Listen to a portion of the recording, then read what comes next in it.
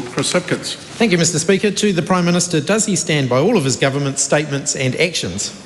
Yes, and especially this government's efforts to rebuild the economy after years of economic mismanagement. The huge increase in spending in recent years has pushed inflation higher, interest rates higher, it's kneecapped economic growth, and it's sent unemployment higher as well. It's obvious that we need a new approach, which is why we're taking action to make doing business in New Zealand easier, and whether it's building, construction, farming or financial services. So whether you're a farmer or a tradie, an entrepreneur or an innovator, my message is simple: we're a government for you. This is a government that's going to get things built in this country.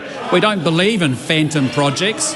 We don't believe in taking 6 years to do Auckland Light Rail, to think about it, to talk about it, to do some post-it note sessions, to have some lovely strategy. We don't believe in Let's Get Wellington Moving that didn't get Wellington moving.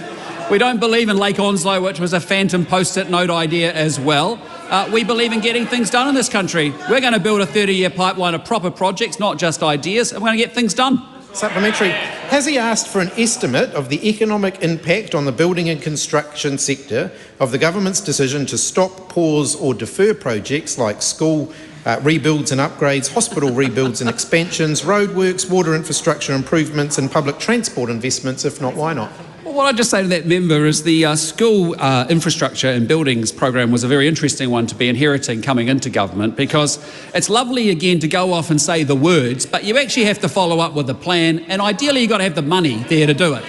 And that didn't happen for 350 school buildings, sadly. Point of order, Mr Speaker. Point of order, the Right Honourable Chris Hipkins. My question was whether the Prime Minister has asked for an analysis of the economic impact on the businesses affected by those decisions. I don't think the Prime Minister came even close to addressing that. Well, the only problem is that the primary question asks if he stands by all his government statements and actions. And while that might be an action that you're questioning, as soon as you said they didn't have any money, that was probably the end of the position. But I'll tell you what, I'll give you an extra question to be able to tease things out a bit further, if you can. Thank you, Mr Speaker.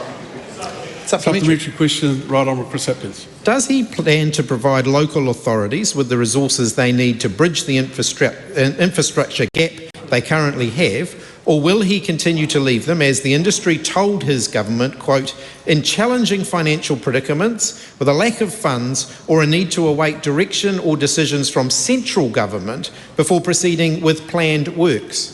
Look, I think the member is really, it's an outrageous set of questions from this member who has talked a big game and delivered so little, right? Let's take an example of local government funding and financing, if you want to do that. How much do you reckon this government, the previous government, spent on Three Waters? $1.2 billion. Do you think there was any improvement in the Three Waters assets? Nope. What did we do? We partnered with local government. We found a solution for Auckland Watercare, and we've got a great outcome. Now Auckland Watercare has certainty and a pipeline of future projects.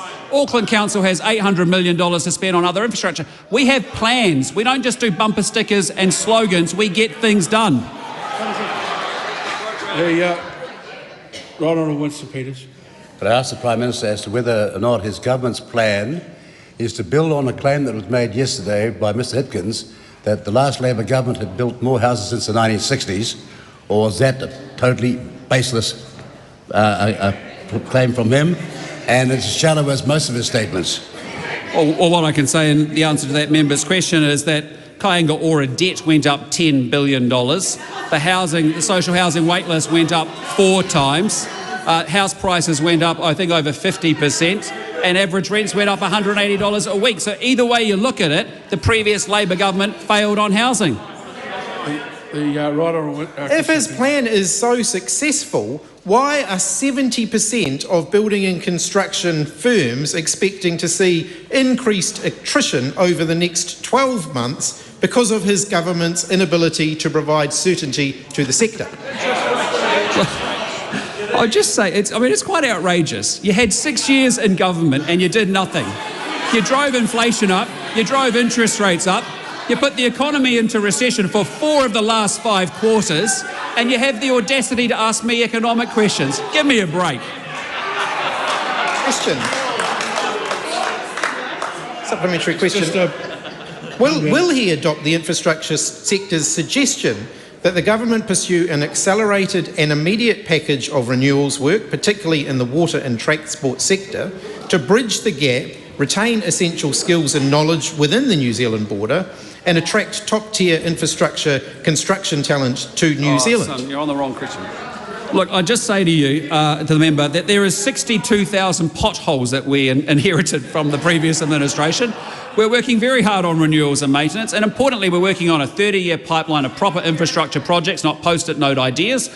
We're working on 10-year city and regional deals, which we'll be talking about shortly, and we want to form a national infrastructure agency that gets the right funding and financing tools so that actually local government, central government can work together instead of the Punch and Judy show that happened under your watch. Is there more economic activity in the building and construction sector today than there was 6 months ago? Yeah, well, I just say to that member, thank you very much for overspending by 84% government spending.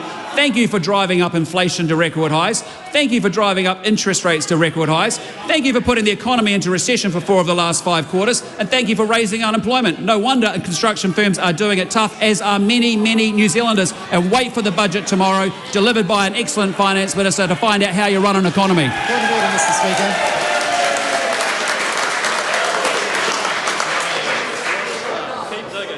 Just calm those outbursts down quite considerably. Point of order. That's a point of order, Mr. Speaker.